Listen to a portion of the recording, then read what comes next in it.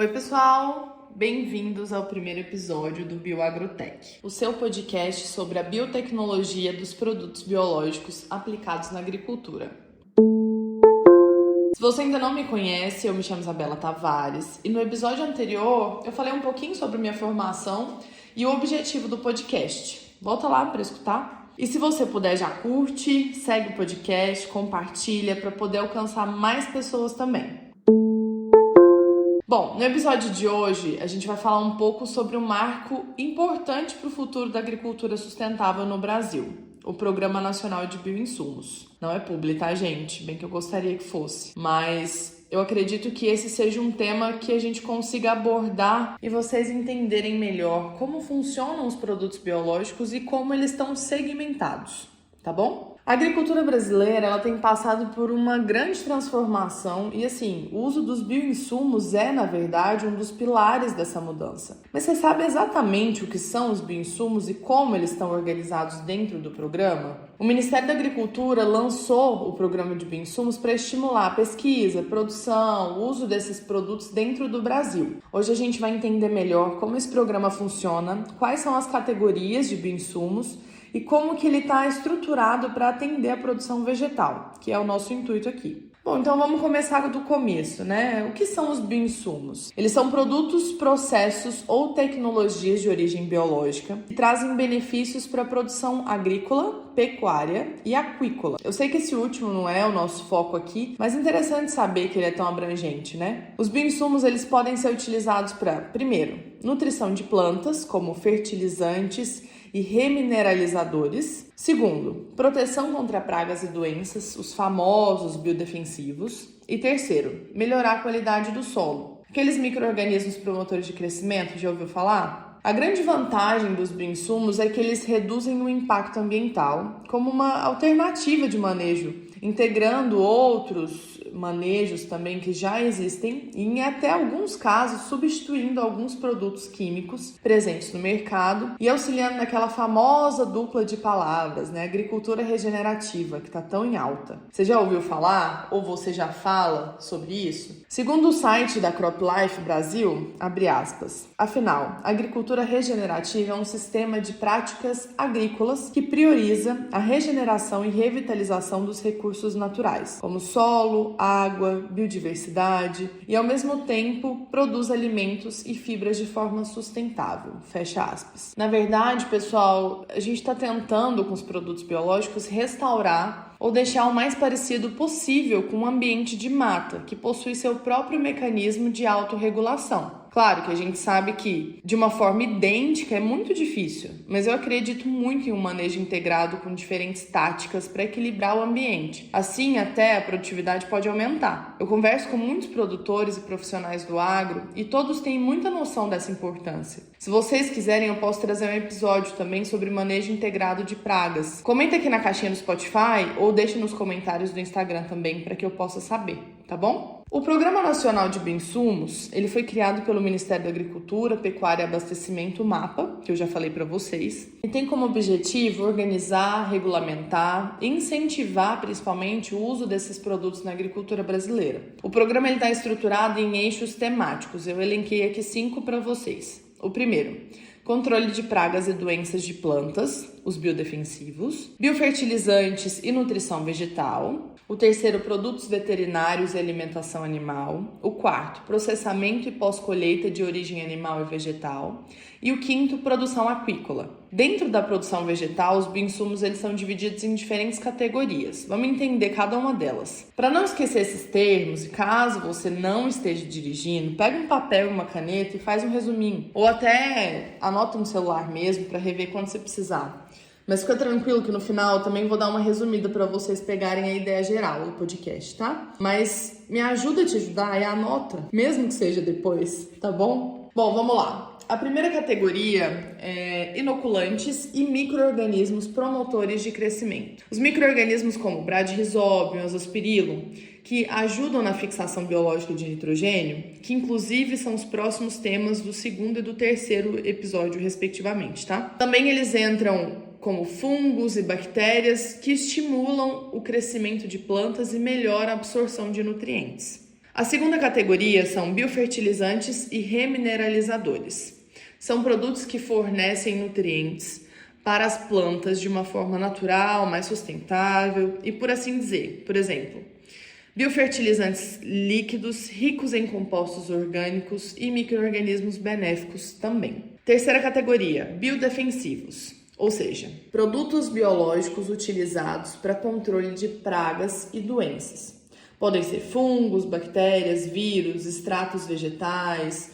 Eles vão combater os insetos e as doenças sem prejudicar o meio ambiente. E lembrando que no podcast a gente vai falar só de micro-organismo, tá bom? Que é a minha especialidade. E caso vocês queiram, eu posso indicar alguns materiais sobre macro-organismos. Mas se você trabalha nesse ramo do macro, me ajuda aqui e deixa um material para ajudar o pessoal que quer saber mais, por favorzinho. Gente, comenta aqui mesmo, porque eu tô falando sozinha, mas eu tô imaginando que vocês estão me escutando, tá? Então mostra que vocês estão por aí. A quarta categoria são os extratos vegetais e fitoterápicos. Compostos naturais que são extraídos de plantas com alguma ação inseticida ou fungicida ou estimulante. Por exemplo, o óleo de nim para controle de pragas. Vocês já ouviram falar? Eu lembro de uma época que foi febre a azaractina. Na verdade, ela é uma substância presente na árvore de nim. Eu lembro de uma disciplina que eu tive durante o mestrado e o professor pediu pra gente avaliar o efeito subletal nas gerações de crisopídeo, aquele inseto verdinho de asa grande. Em alguns lugares o pessoal chama de bicho lixeiro. Mas ele é bem importante como parasita de inseto, tipo mosca branca, cochonilha, ácaro e outros afídeos também. E as larvas são conhecidas como bem agressivas e canibais. Depois abre o YouTube e coloca larva bicho lixeiro e olha o potencial dela. Por isso, muito cuidado com a quantidade e toxicidade dos inseticidas que vocês aplicam, porque pode causar um efeito secundário nesses insetos predadores e parasitoides. Bom, pessoal, eu dei uma desviada no assunto, mas vamos voltar. Por que o Programa Nacional de Bioinsumos ele é importante? Na minha opinião, a preocupação mundial em relação à economia alimentar ela é super importante. Mas para isso, a gente precisa de um incentivo à pesquisa, inovação, para criar novas soluções para a agricultura. Para que assim a gente possa causar menos impacto ambiental e preservar os solos e a biodiversidade. Que essa também é um dos motivos que a gente utiliza os produtos biológicos.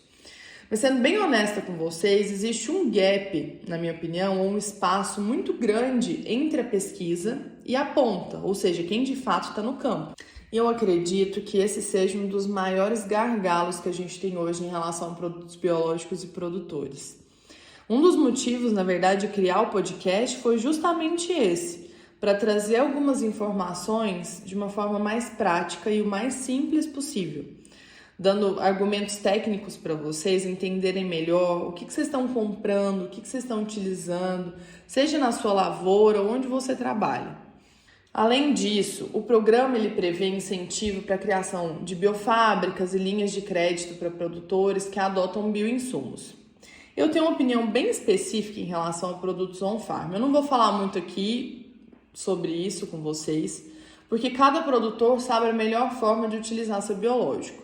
Mas desde que esse produto, na minha opinião, seja ele comercial ou não, chegue na planta, ou no inseto, ou no alvo, de uma forma a fazer o seu papel, com dosagens e concentrações adequadas, assim como uma formulação específica, porque cada micro-organismo tem sua especificidade, para poder suportar temperaturas, umidades, ou seja, aquele microclima cada vez mais inóspito na nossa biosfera. Então, já indo para as considerações finais, o Programa Nacional de Bioinsumos ele é um passo para o futuro da agricultura sustentável no Brasil. Acredito eu como uma forma de auxiliar os produtores, a nossa agricultura, pelo menos espero que seja assim. Mas que cada vez incentive o uso de bioinsumos e também abra um caminho para uma produção mais eficiente, competitiva e ambientalmente responsável, claro.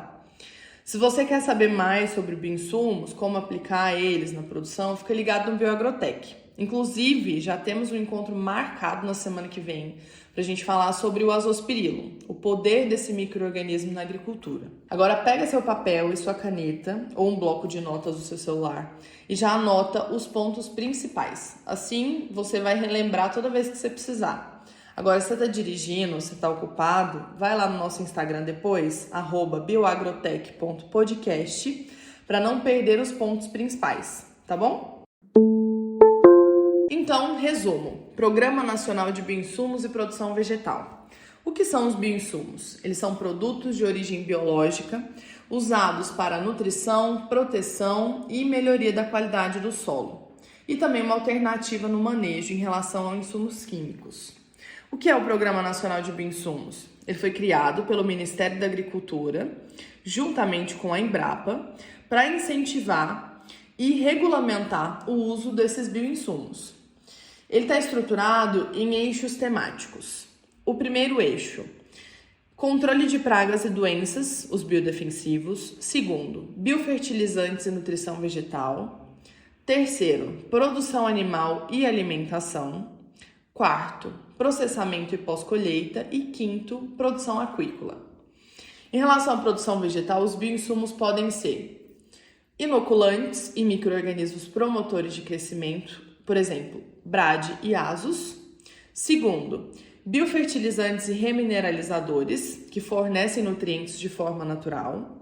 Terceiro, biodefensivos, controle biológico de pragas e doenças, fungo, bactéria, vírus. Quarto, extratos vegetais e fitoterápicos, compostos naturais para proteção e estímulo ao crescimento. Falei meio rápido, né? Mas você pausa o podcast e anota aí.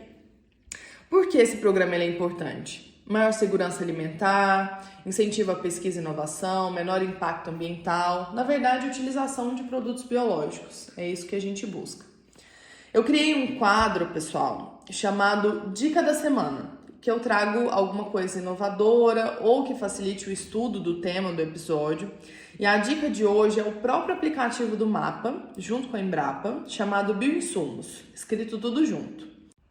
Quando você abre o aplicativo, lá está escrito, abre aspas, este aplicativo é o resultado do programa Bioinsumos do Ministério da Agricultura, Pecuária e Abastecimento, MAPA, que busca consolidar um catálogo nacional de bioinsumos para facilitar e promover o acesso à informação sobre os produtos disponíveis para o uso e onde encontrá-los. Fecha aspas. Tem duas abas com mais de 700 produtos registrados para controle de pragas e separados por praga. E uma outra com mais de 710 produtos inoculantes separados por cultura. Eu não sei se você sabe, mas o registro de produtos bioinseticidas, biofungicidas, bionematicidas, por exemplo, são feitos por praga e não por cultura. Ou seja, em qualquer cultura que a praga esteja estabelecida, o produto ele pode ser usado. Já em relação aos inoculantes, o registro é feito pela cultura. E é isso, pessoal. Fica a dica de hoje. Se você gostou desse episódio, compartilhe com seus amigos, com seu colega do agro, com a sua colega. E não esquece de seguir o Bioagrotech no seu aplicativo de podcast favorito. E no Instagram também, tá? Onde eu posto alguns cortes do episódio e conteúdos exclusivos também para facilitar a nossa vida, não é mesmo? Nos vemos no próximo episódio. Até mais, pessoal!